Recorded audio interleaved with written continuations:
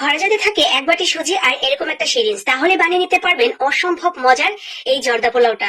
সুজি দিয়ে তৈরি এই জর্দা পোলাও এত বেশি মজার এবং সুস্বাদু, মুখে দিতে মিলিয়ে যাবে নরম তুলতুলে রসালো এই জর্দা পোলাও। দেখতে যেমন চমৎকার, খেতেও কিন্তু মাশাআল্লাহ অনেক মজার। মেহমানদারিতেও রাখতে পারেন এই সুজির তৈরি জর্দা পোলাওটা। অল্প খরচে ঝটপট মজাদার রান্না মানে নিপাস কিটক্যাট। আজকেও কিন্তু ব্যতিক্রম হয়নি, চলেন দেখে নিই পুরো রেসিপিটি। প্রথমেই ছোট বাটির এক বাটি সুজি দিয়ে দিয়েছি, তার সাথে 1 চা চামচের মতো ঘি দিয়ে আমরা হালকা আঁচে এটাকে ভেজে নেব। পুড়ে যাতে না যায় একটা সুজিও, সেটা খেয়াল রাখবেন। একদম অল্প আঁচে নেড়ে চেড়ে ভেজে নিতে হবে। যখন ভাজা ভাজা হয়ে যাবে, মানে ঘিটা দিয়েছি তো প্রথমে একটু দলা পেকে যাবে, যখন ভাজা হয়ে যাবে দেখবেন একদম ঝুরঝুরা হয়ে গেছে, তখনই ভাববেন যে ভাজা হয়ে গেছে।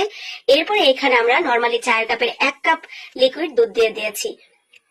তো লিকুইড দুধটা দিয়ে একটু স্বাদ মতো লবণ দিয়ে দিলাম এবং অল্প আঁচে, এই কাজটা কিন্তু আপনাকে পুরোটাই অল্প আঁচে করতে হবে।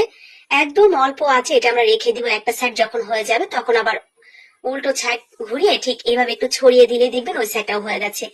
একটা সময় দেখা যাবে ঠিক এরকম একটা ডো তৈরি হয়ে যাবে। এরপরে এই ডোটা আমরা সুন্দর করে এক সাইডে রেখে দিচ্ছি, একটু ঠান্ডা হতে থাক। ডোটা ঠান্ডা হতে হতে আমরা একটা চিনি শিরা তৈরি করে নিচ্ছি। চিনি শিরার জন্য এখানে আমি 1 কাপ পরিমাণ পানি দিয়েছি আর তার সাথে বড় চামচের 1 চামচ চিনি দিয়ে দিয়েছি। একটা এলাচ দিয়ে আমরা চিনি শিরাটা 2-3টা বলক দিয়ে নামিয়ে রেখে দিচ্ছি। খুব বেশি ঘন শিরা লাগবে না, জাস্ট একটা বলক উঠলেই হয়ে যাবে। তো 2-3টা বলক দিয়ে একপাশে রেখে দিলাম। এখন আমাদের সেই ডোটাও কিন্তু ঠান্ডা হয়ে গেছে। আর যেটা নিয়েছি আমরা এখানে একটা সিরিঞ্জ, একদম নতুন একটা সিরিঞ্জ কিনে নিয়ে আসবেন ফার্মেসি থেকে। এগুলো 10 টাকা 15 টাকায় কিনতে পাওয়া যায়, তো আমি এটা 10 টাকা দিয়ে এনেছি। একদম নতুন, ব্যবহার করার আগেই দেখবেন এগুলো ফার্মেসিতে আপনি জিজ্ঞেস করলে কিনতে পাবেন।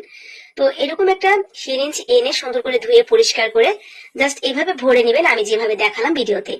এরপরে তেল নেবেন, খুব বেশি তেল লাগে না, অল্প একটু তেল দিলেই হবে।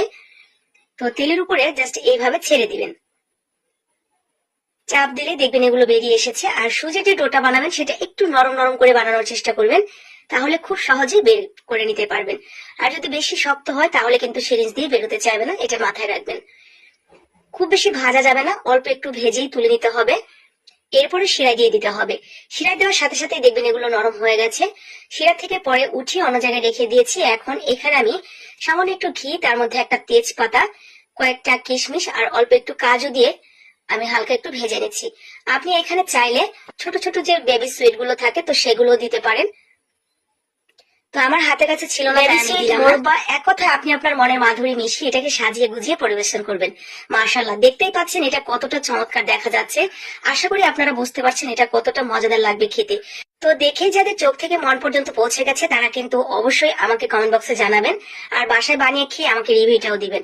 ভালো লাগলে লাইক কমেন্ট শেয়ার করে দিন বাকিদের জন্য।